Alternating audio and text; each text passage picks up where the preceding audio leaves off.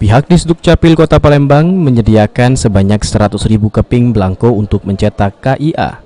Bahkan sejak 7 Januari hingga 7 Oktober 2019 ini, sedikitnya 125.759 keping KIA telah dicetak oleh Disdukcapil Palembang dari total berkas permohonan yang diterima sebanyak 210.000. Dinas Kependudukan dan Catatan Sipil Disdukcapil Kota Palembang terkait penertiban Kartu Identitas Anak atau KIA hingga bulan Oktober 2019 berlangsung tanpa mengalami kendala untuk di Kota Palembang.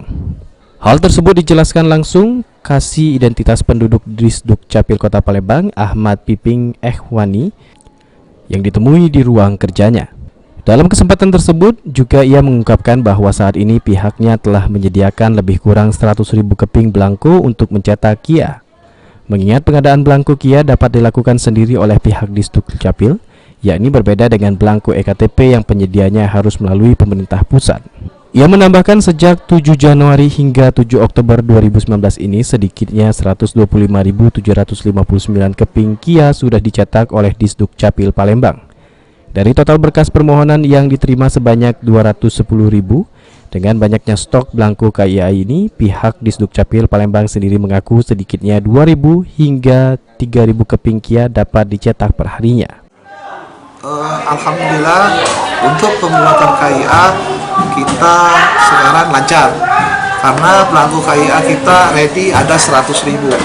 Untuk pencetakan KIA sendiri dari tanggal 7 Januari ready-nya sampai kemarin tanggal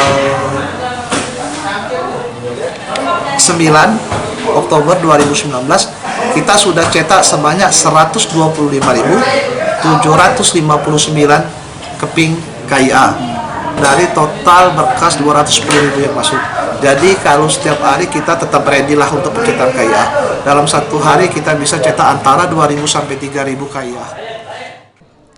Heru Wahyudi, PAL TV.